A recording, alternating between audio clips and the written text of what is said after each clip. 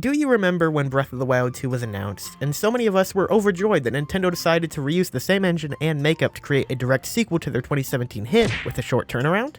Well, in 6 months it will have been 5 years since Breath of the Wild's release, and Breath of the Wild itself was in development for about 5 years.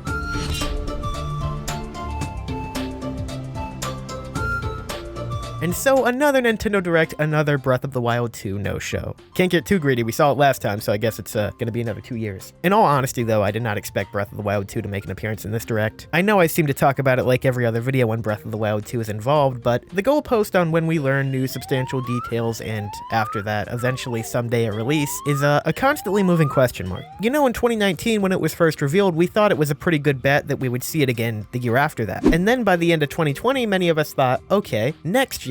And now here we are in the latter half of 2021 with a very hazy looking 2022 release date. I feel like I've seen this before. The goalpost is constantly moving, and there is nothing we can really do about that, which is why that's not what we're talking about today. Today, I want to talk about not when Breath of the Wild 2 will release, but what these past 2 years knowing about its existence and past 5 years since the last mainline release could be to its sequel, its Achilles heel.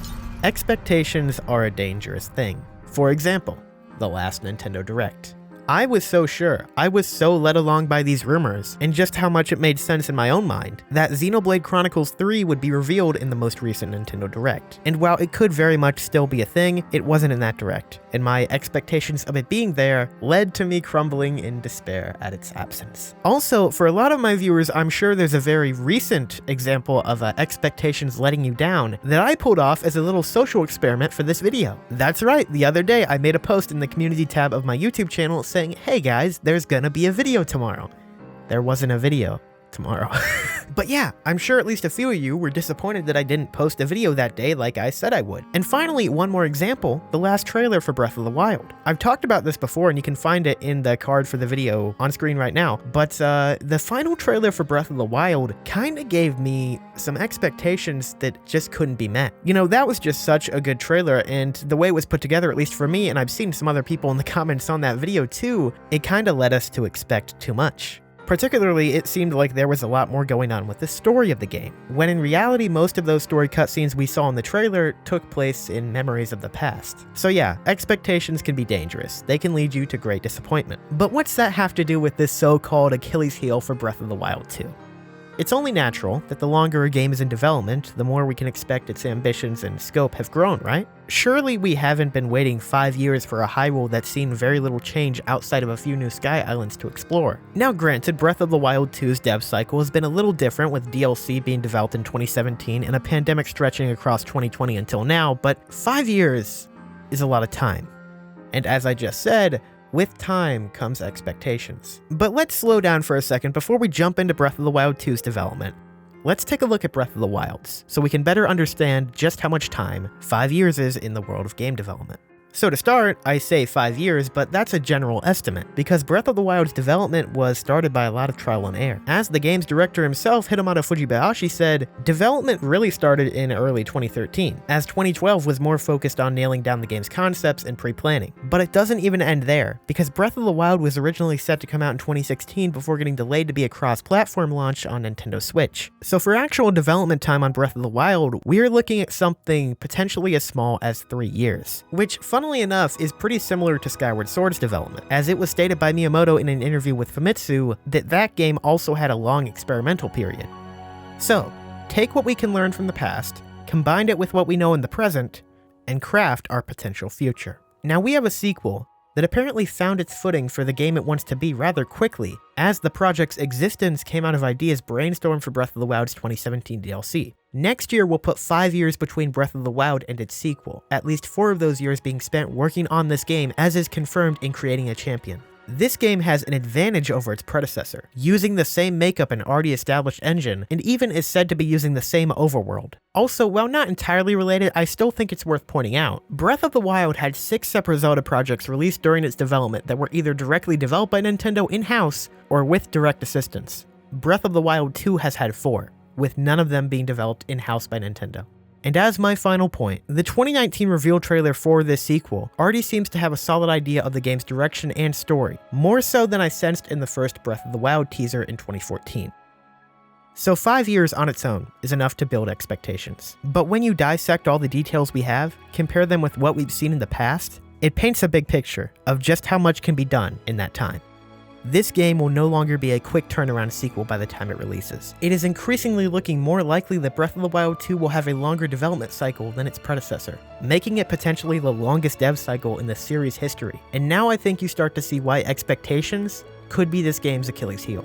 When I brought all this to your attention, there's a good chance that your expectations for this game rose. You may be thinking, well, if it's taking this long, they must be doing something revolutionary. Add on the fact that unlike almost every other game in the series, this one is building off a previous installment. Granted, this open-air stuff is a new direction for Zelda. They could be just taking their time with a bunch of new experimental ideas. This could be just like Skyward Sword or Breath of the Wild. And that quip about it coming from DLC is not entirely true. But we don't know that.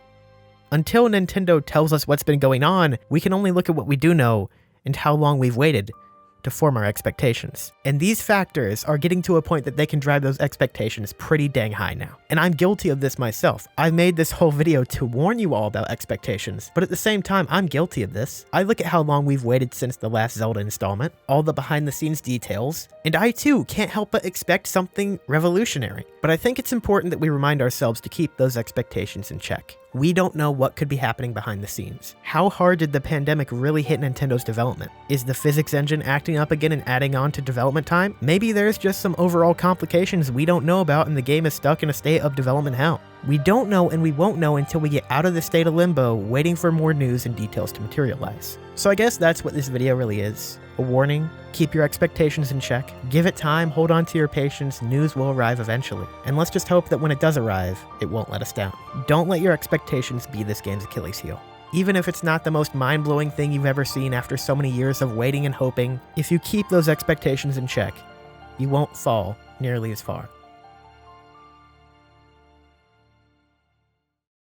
Hey guys, I hope you enjoyed the video, and if you did, you know the drill. Go down there, subscribe to the channel if you haven't already. It helps me out so much, and it's just a click of a button for you. You know, I wasn't sure about how entertaining this video would be before recording, but in hindsight, I think a lot of the information here is super interesting and paints a really clear picture of the complexity of Breath of the Wild and its sequels' development. It was also just fun talking about expectations because that's something that, as I mentioned in the video, I've been, I think, hyping myself up too much over.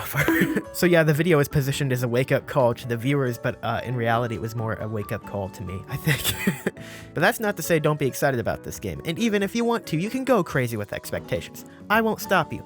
But I'm just saying that sometimes when you do that, you take it too far, and then you crash and burn harder in the end. In reality though, looking at all the information, unless something has gone terribly wrong, Nintendo should have something pretty interesting cooking for us with Breath of the Wild 2. What do you guys think though? Let me know down in the comments. How ambitious do you think Breath of the Wild 2 is going to be? How much do you think tempering expectations really helps? Is it better to hype yourself up into oblivion or take the pessimistic but safe route? Again, if you guys liked the video, you can also hit the like button to help me out. You can hit the bell button down below next to the subscribe button to get notifications whenever I post a new video. And finally, you can find me on Twitter, XenoGamerYT, join our Discord server community with the link in the description below, and come by my Twitch channel every Friday night for new streams. Appreciate you guys as ever for checking out the video, and I hope you have a fantastic, wonderful, splendid day.